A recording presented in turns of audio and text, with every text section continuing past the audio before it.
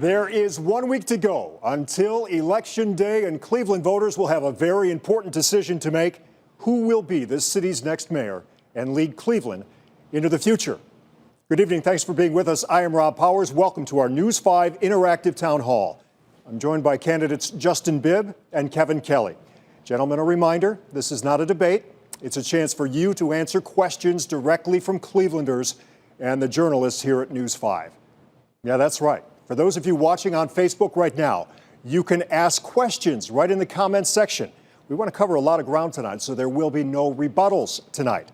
We start with 2 minutes for each candidate's opening statement. So, gentlemen, if you're ready, Mr. Bibb, we start with you. 2 minutes. Good evening. I want to first thank Channel 5 for hosting this important conversation as we approach the election.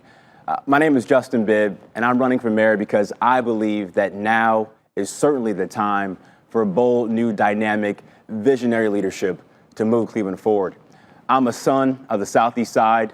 I grew up on one of the toughest blocks in the city on 121st and Dove, and I've experienced my own fair share of problems and pain that I know many residents are going through right now. I know what it's like to see that eviction notice on my door. I know what it's like to bury too many family members due to violent crime. I know what it's like to see the pain in my uncle's eyes when they struggle to get a house or get a job coming back from prison. But in this election, we have an opportunity to turn that pain into promise. The promise of having a modern and responsible city hall that will better invest in young people and better invest in our seniors. The promise to make sure we can do the hard work of not just having more effective law enforcement, but accountable law enforcement to ensure that every community is safe and secure. And the promise to make sure that every child has a quality school to go to in this city so they can achieve their God-given potential. I've dedicated my life to making cities better, and I'm looking forward to becoming the next mayor to fight for Clevelanders day in and day out. Thank you so much. Thank you, Mr. Bibb. Okay, Mr. Kelley, let's go to you. Your 2 minutes begin now. Thank you, Rob, and I want to thank you. I want to thank Channel 5 and especially all your viewers for viewing in tonight for this important conversation. My name is Kevin Kelley. My wife and I are raising our 5 beautiful daughters in the old Brooklyn neighborhood. As a young person, I know what it's like to struggle. I've been through a lot of the struggles that Clevelanders have. I know what it's like to grow up on public assistance. I know what it's like to lose a family home to foreclosure. But I also know what it's like to lean on those and work with others around you to persevere. Tonight, I'm asking for your vote to run, as your next mayor of the city of Cleveland. And I want to just stress the urgency of this time right now. There is 1 week left until this very important decision will be in front of all of us.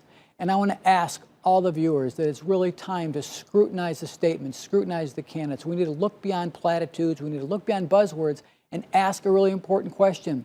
Who do we trust to do this very important job? I bring an unmatched record of accomplishment to this position, both as a social worker and as a councilman, as a president of Cleveland City Council.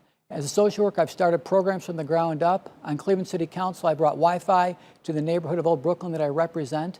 And as council president, I've worked at the challenging problems of reducing infant mortality, lead poisoning, providing right to counsel attorneys for people that are faced with evictions, and putting money behind those programs. We are in a fragile place right now in Cleveland. We have a surge of violent crime. We have a surge where our economy is in a very difficult place right now. We have to make sure that we have a mayor that knows how to do government, knows how to make things right on day one. And again, let me stress, as we move forward, crime and safety is our most important issue that we face. If we do not get this right, nothing else that we do will matter. Thank you very much. Okay, gentlemen, and we are off. Thank you for your opening statements. Let's move on now with viewer questions. Each one of you will have 1 minute to respond to these questions. We start with this, issue 24 from a News 5 viewer. Hi, my name is Brian Mallory, and I'm a public housing resident, CMHA, in Ohio City. And my question to the candidates is, issue 24. I'm very much want to know where they stand on that. And Mr. Kelley, you're first to respond. Your stance on issue 24. Thank you, Rob. I just want to take a step back. This is a bit of a defining issue in this campaign. Because there's a mayor's race, and of course it's something we need to take a position on. But we need to look at this for what it is. Has to transcend politics. It has to be more important than politics. This is about neighborhood safety. And right now, when we are at a point where we have a surge in violent crime, we cannot afford to lose any more officers. I am not supporting issue 24 because I believe it will make our neighborhoods less safe. The hardest thing we do is try to recruit and retain officers. And this will make that even harder. It will take money that should be going for neighborhood safety programs and take it away from that and put it to a board of political appointees. This really is, of everything that's been talked about, of everything that my opponent has mentioned, this is the only substantive issue that he has taken a stand on, and it's the wrong stand. I am against issue 24 because I believe our neighborhood safety would suffer. And Mr. Bibb, your chance to respond. I support issue 24. This is personal for me. I'm a son of a cop, and I remember vividly having hard conversations with my father about how to approach getting pulled over by a policeman or a policewoman. And all across the city, there is a dramatic lack of trust between police and residents. Over the last 10 years, we spent over $30 million settling police misconduct claims. And the way we police our communities right now is broken. Issue 24 allows more community voices around the table in partnership with law enforcement to make sure we get the right training and right culture in place to restore trust between police and residents. It's the right thing to do. I would also say this is not defunding the police. We have to stop making a false choice of having accountable law enforcement and good policing. We can and must do both. That's why I support issue 24. Okay, we stick with law enforcement here. Eric is watching right now on Facebook. Eric, thanks for being with us. And he asks, what concrete plans do you have to make Cleveland a safer city? Mr. Bibb, we begin this question with you. Number one, I intend to hire a new police chief to reset the tone and change the culture of our police department, because right now morale is at an all-time low. And number two, we got to pay our cops more. We're losing so many of our officers out of the academy. They're going to other suburban cities in our county right now, so paying them more is essential. I would also say this, we have to make sure they have the equipment they need to fight crime all across our city. But long term, we must do the hard work of truly reimagining policing. That requires adding a fourth option to 911 around mental health. It also requires having a co-responder model of policing where social workers and mental health professionals can join our offices for nonviolent 911 calls. That's how we address the root cause of violent crime all across our city. Mr. Kelley, plans to make Cleveland a safer city. Thank you. My three pillars are this. We need to make sure first that we are giving the police the tools that they need, the training that they need. Make sure we hire at the rate the council has budgeted for. Make sure we have full staffing in our specialty units, our homicide detectives, our sex crimes unit, our domestic violence. Next, we need to make sure that community policing is true community policing. We'll have foot patrols, bike patrols in every neighborhood, neighborhood mini stations. We'll have true community relations committees in all 5 districts.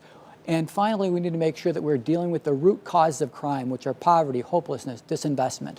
But again, we cannot take dollars from neighborhood police services. In issue 24, the defund amendment does defund the police. That's what it says in the amendment. You take a percentage of the police budget and you give it to somewhere else. We're not in a position to do that. We need to make sure that we fully fund the police for all of the important activities that they need to do. Okay, we go back outside the building now. We take another question from a News 5 viewer. My name is Akshay Singh. I live in the University Circle neighborhood. My question is, how are you going to help expand transit to the folks who most need it? Okay, Mr. Kelley, you're first here, making public transit accessible for those who need it. Sure. So Greater Cleveland RTA has not succeeded in making sure that we are providing transit to those that need it. And we have to stop thinking of these as routes or dollars. These are people who need access to their jobs, people who need access to the grocery store. And we just have not completed that. We need to look beyond Greater Cleveland RTA. We need to look at different transportation options. For example, in Cleveland City Council, we fund the Senior Transportation Connection. And we can put more money in that to give more rides to more people. But until something dramatic happens with Greater Cleveland RTA, public transit is not something that I think people should look for a solution in the short term. We need to find a workaround to RTA. We need to find other transportation options to help people get to where they need to be. Mr. Bibb, your answer, making public transit accessible for those who need it. Having high quality, equitable, and accessible public transit is the backbone of what makes cities great. And it is important that the next mayor work in partnership with RTA to address that need. I've served on the board of RTA for nearly 3 years, and I understand that they had to make some tough choices, given the fact that this governor and state legislature has not given cities like Cleveland its fair share of public transit dollars. So that would be a major priority for me to make sure we get our fair share in the state legislature. I would also say this: it's past time we explore alternative local models to invest in local transit. That's why I support looking at finally bringing smart parking meters to downtown as a way to enhance that revenue source. That's why I support alternative revenue models that you see in Cincinnati that will find long-term revenue streams to support local transit. We can and must do this long-term in our city. Gentlemen, we turn now to experience. It's a two-part question. For Mr. Bibb, what work experience do you have that makes you qualified to be the mayor of Cleveland, Ohio? Well, I had the privilege of spending nearly 5 years leading 2 businesses at the global research consulting company Gallup. The first business working with school districts and foundations across the country. The second business working with mayors across the country. And working with those mayors, I learned the importance of using resident voice to improve basic city services. And in my job right now at Urban Nova as the Chief Strategy Officer, I'm working with mid-sized communities all across the country on how to better bring communities together and have new solutions to those respective problems. I also spent nearly 3 years in financial services. At Key Bank, I supported a $1.7 billion business, helping them to make very smart choices about the long-term growth of Key Bank. And is that executive experience, but my lived experience as a kid from the Southeast Side, I'm going to bring on day one as the next mayor. Mr. Kelley, you have experience for years in city council. What do you say to people who think the city under that leadership is now headed in the wrong direction? I would say that I was elected to be the president of Cleveland City Council, and a strong leader works with those that are elected by the people to drive results. And that's what I've done. I've had a working relationship with the mayor, but the challenges now facing our generation are different. And I've shown through the leadership that I have, position that I've been in, how do you invest in underserved neighborhoods? How do you drive dollars to where the private sector has ignored? How do you look at public health crises like infant mortality and lead poisoning? Build coalitions, bring people together and find the dollars. It is the choice couldn't be clearer in terms of experience. It's the experience that was just mentioned. I mean, the gentleman hasn't held a full-time job for 2 full years. This is hard work. This is not something that you go from job to job. If you ask people this far in the campaign, what is the history of professional accomplishment between the 2 candidates? I would ask all your viewers to look very closely at that issue. Okay, let's get back to our viewers right now as we shift to utility shutoffs. Mr. Kelley, you'll lead off on this one. Here's the question. Hi, my name's Stephanie, and I'm the Ohio City kiddo. And I want to know, as mayor, will you commit to enacting a moratorium on utility shutoffs? Will you commit to a moratorium on utility shutoffs? Mr. Kelley, you're first. Thank you. When you're in these positions, when you're in leadership positions, sometimes you have to make decisions that might disappoint people. I will not commit to that because it's not responsible. There are many people that can pay their utilities, generally slum landlords, that don't. I'm very pleased with the fact that we as a city, when COVID hit, we did do a moratorium on utility shutoffs. Not only did we do a moratorium, but we put back on families that were cut off. But if we just did a moratorium, the people who would take advantage are the slum landlords that are already ravaging our community. They're already not investing in our community. It wouldn't be those families. But if you look at what has the city done in response to COVID, I'm very pleased of the responsible use of moratoriums on shutoffs and reconnecting people that didn't have them. But in terms of a blanket moratorium, no, I will not commit to that. Mr. Bibb, Stephanie's question was, will you commit to a moratorium on utility shutoffs? Well, the moratorium for utility shutoffs was the right thing to do in the short term as we were going through COVID-19, and I think it's a good short-term solution. However, long-term, we must, as a city, reassess how we support our low-income customers to address their utility burden that we see all across the city. One thing we should look at is more targeted income-based repayment plans to support low-income customers in our community. The other thing we need to do a better job of in Cleveland is finally investing in smart energy. And so that energy usage is only billed based on what you use.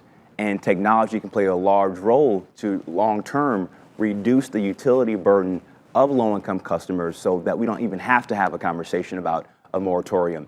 And creating an economy where we have a thriving middle class is also essential to that as well. Okay, our viewers are coming up with questions. Now we have a few of our own. This is a unique time in our history because of our pandemic. Your stance on a vaccine mandate. Mr. Bibb, you're up. Well, listen, as mayor, I'm going to encourage everybody in the city of Cleveland, and especially our essential workers that work in City Hall, to get the vaccine and create incentives for them to do so. And we must make it easy for them to do so. I remember when I was at the Wolstein Center, I had 2 City Hall employees say what was going on in there because they didn't even know that they could actually get access to the vaccine. We must trust the science. We must communicate the importance of getting the vaccine and getting the shot because that's the surest thing we can do to get our economy moving again out of this pandemic. Mr. Kelley, your turn. Your stance on a vaccine mandate. Thank you. I see what COVID-19 has done on a very up close and personal basis, in addition to looking at the public health crisis that it's caused, how it has hurt our economy. I see what it's done to the city's budget every day. But my wife is also a nurse and sees what is happening with this Delta variant and just really sees that this is not over. We're far from over. The vaccine is the most important tool that we have against this. And we need to make sure going forward, as mayor, I'm going to make sure, hopefully we'll be in a better place by January, but we won't be. It's not going to be over. We need to make sure that we are offering the vaccine in libraries, in churches, and at a hyper-local level, at rec centers, and making sure that it is more convenient for people than the Wolstein Center was, making sure it is right where people live, and really making it so that there is really no excuse not to be vaccinated. We have heard from viewers out on the street. We've heard some questions from us here at News 5. Now, a reminder that there are people watching right now online and on Facebook. Justin is one of them, and he asks this. As mayor, would you work with allies around the state to lift the statewide preemption on raising the minimum wage? Let that sink in. Mr. Kelley, you're up. So the question is, would I work with... Would you work with allies around the state to lift the statewide preemption on raising the minimum wage? What I would do as mayor is I would work with allies to raise the minimum wage on a statewide level. And it has to be a statewide level. I wouldn't support a Cleveland-only minimum wage, but just as I believe it was in 2008, I worked with the AFL-CIO and there was a statewide initiative to raise the minimum wage.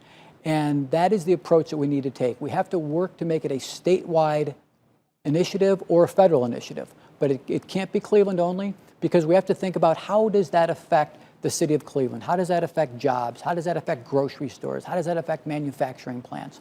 But again, it's partnering, it's working with people to make this a statewide or a federal issue. And I'm very pleased that the city of Cleveland raised all of its employees to a minimum of $15 an hour.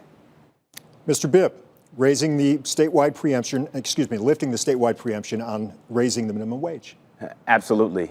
We are the poorest big city in America right now. Last year, 7 out of 10 of families had to use a food pantry, and making sure that every resident in this city has a high middle class wage is essential.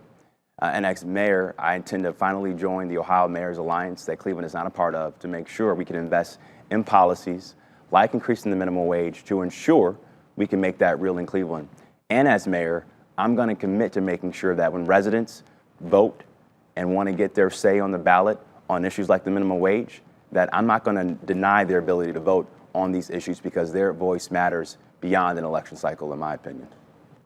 We go back outside, Mr. Bibb. We stay with you for this question. This question comes to us from Lou. The topic, Cleveland neighborhoods.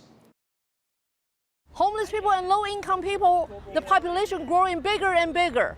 However, all the developmental projects are all for high-end to gentrify the neighborhoods. What would you do about that? The gentrification of Cleveland neighborhoods. Mr. Bibb. You got to love the passion from activists like Lou. She's fantastic. Look, I'm I've said throughout this campaign that for far too long in Cleveland, we've had a one-size-fits-all approach to economic development, and it's not working. And that's why I fully believe in a hyper-local approach to make sure that we are deploying the right tools and right incentives inside City Hall to spur more inclusive economic development. That's going to require reimagining our tax abatement policy to spur more investments in affordable and workforce housing. It's also going to require targeted investments to bring back many of our forgotten neighborhoods, particularly in the southeast side, Lee Harvard, Mount Pleasant, and Buckeye, because they deserve to see cranes in the sky in their neighborhoods like we see in parts of the west side and downtown. Mr. Kelley. Thank you. For decades, the private sector has intentionally disinvested in many of our neighborhoods. We have taken steps that provide a model for how we continue to put investment in underserved neighborhoods. Just for example, if you look at the one project is 121 Larchmere, where we put money towards workforce housing, not the very high-end housing, but we're trying to build housing in the city of Cleveland that people can afford. And that has been about the last 4 projects that we've approved. It's been that concept of building housing that people can afford. As of the question about gentrification, I have also been working with my colleagues on coming up with a plan to cap the property tax increases in neighborhoods where property values skyrocket. We do not have the authority locally, but the state has a bill that has been introduced that would do this, and I sponsored a resolution that the minute it becomes law, we will cap property taxes for long-time owner-occupied properties. Okay, gentlemen, I came up with this question. We were just bouncing questions off each other upstairs, and this is what I want to know. I think everybody needs to face it right now, the apathy of Cleveland voters, and we just saw it in the primary. What do you do to reverse that and just get more people engaged in the process, get more people to want to be engaged in the process? Mr. Kelley, you're up. So as a candidate for office, you want just that. You want people to show up. You want more voters to to participate in the process. But you got to give people hope. You got to give people a reason to believe, to want to come out. And I think when you look across the city, there's a lot of people that are hurting right now. And if you're working to put food on your table, and if you're hustling between jobs, and you're struggling, voting is not, might not be your first priority. Taking care of your family is. But I think we really need to look at how do we do a better job of, including people in the process. How do we make sure that we're giving people a reason to believe in their government? We saw, I was anyhow, most people are shocked in 2020 when we saw just how low that voter turnout was compared to, other similar cities across the nation. The fact that we had just 16% in the primary is an indication. Hopefully we're able to get that up, but every candidate wants more voter participation. Mr. Bibb, how do we boost that? We don't just have voter suppression in Cleveland, we have a voter depression. The reason is that for far too long, residents have felt like they haven't had a voice in how we govern our city. And I've experienced this as a candidate for mayor. And the best way I believe we can change the trajectory of getting people more involved in democracy is doing the hard work of building democracy when it's not an election cycle. I hosted over 300 meet and greets as a first-time candidate. I've taken over 3,000 questions. We engage over 100 young people in a grassroots coalition called Students for Bibb that are knocking on doors and are excited about the future. It's that kind of work of meeting voters where they are, when it's not convenient, by the way, that I believe will help us turn the page to get people more involved and more excited that government is going to work for them. Again, people watching right now on Facebook, that includes Yolanda. Yolanda has this question: what are your plans to increase enrollment and academic achievement for Cleveland schools? Mr. Bibb, you're up. Well, I think we have a fantastic educational ecosystem to build on in Cleveland. I believe the Cleveland Plan was a good step in the right direction. We have exciting investments with projects like Say Yes to Education. But fundamentally, I think we need to do a better job of hiring and attracting more teachers of color inside CMSD. We also need more investments in high quality after-school programs for many of our young people. And it is certainly now the time to really do a better job of connecting K through 12 education to our workforce development system to prepare our young people for jobs of the future. That's why I want to encourage kids in elementary school and middle school, so by the time that they're a junior or senior in high school, they can get a year-round apprenticeship or an internship and have a straight-to-work pathway when they graduate from CMSD. That's how you change public education long-term in Cleveland. Mr. Kelley. Thank you. We need to make sure that we have a system of education that serves every neighborhood and every family in Cleveland. I am a CMSD dad, and I really see the potential. I see what can happen. I really believe in every one of our scholars. And I believe the best path to really giving them hope, is through Say Yes to Education. We need to do a better job of promoting this to our scholars and their parents to let them know that, yes, in Cleveland, Ohio, if you graduate from CMSD, you can have your bachelor's degree paid for. You come out debt-free, your associate's degree, your apprenticeship program. But we need to start back in 5th, 6th grade. We need to start talking about career education and readiness, not in the 11th and 12th grade, but in the 5th and 6th grade. Because I see the biggest fundamental challenge of our economy is that we have these thousands of open, available, high-paying jobs, but our workforce, our students, our scholars are not properly educated, skilled, and trained to take them. Now is the time to fix that problem. I think we did some good here. As we wrap up, we'd like to give both candidates now 2 minutes each for a final pitch telling you, speaking directly to you, why one of them should be Cleveland's next mayor. We started with Mr. Bibb at the top of the hour, so as we close, we start with Mr. Kelley. Your 2 minutes begin now. Thank you, and thanks everybody for listening and participating and for your questions, and just thanks for caring enough to be involved. I want to be mayor because I believe that our best days lie ahead of us. I'm aware of the challenges. I'm aware of the surge in violent crime. I see the food insecurity every day when I see cars lining up at Muni Lot to get their allotment from the food bank. I understand that this COVID has hurt the people that were hurting the most. Before COVID, it hurt them the worst, and they're having the hardest time clawing out of this. We have to make sure that we're doing that. We have to make sure that we are tending to their needs, making sure that we are driving investment to underserved neighborhoods. We need to make sure that we end the digital divide once and for all and not stop talking about it like we've done in the old Brooklyn neighborhood over 10 years ago. When I'm mayor, your health outcomes will not be determined by your zip code. And right now they are. We're going to take the same approach that we did in Old Brooklyn and make sure that we treat public health as a community development issue. We're going to ask questions of where do you live within a 10-minute walk of a park? Do you have access to fresh food? Do you feel safe in your neighborhood? Do you know your neighbors to the left and right? Do you have a job? But I want to say this as I close. Nothing that we do in terms of neighborhood development, nothing we do in terms of trying to deal with food insecurity are really going to matter if we do not deal with this safety issue. If Clevelanders do not feel safe in their homes, on their streets, and in their neighborhoods, nothing else we do will matter. And that's why it is critical that I ask every one of your viewers, everybody who is paying attention right now, to really scrutinize, who is better equipped to deal with safety, who is better equipped to instill community policing. And again, we cannot, if you look at the only defining issue, it is who supported the Defund the Police Amendment. I do not support it. It will lead to less safe neighborhoods, and we need safe neighborhoods now. Mr. Bibb, the voters are watching right now. 2 minutes to state your case to the city of Cleveland. This election will be the most important election, I believe, in Cleveland's history. And there's a clear choice.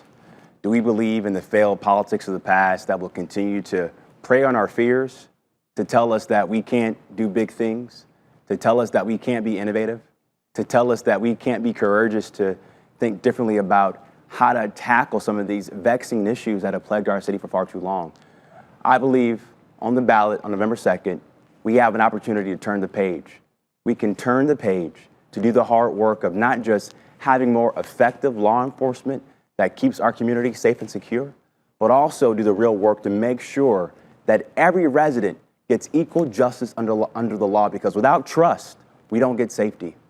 In this election, we can turn the page to have a modern and responsive City Hall that's going to fight for our seniors, invest in our young people, and return your call when you call the mayor's office.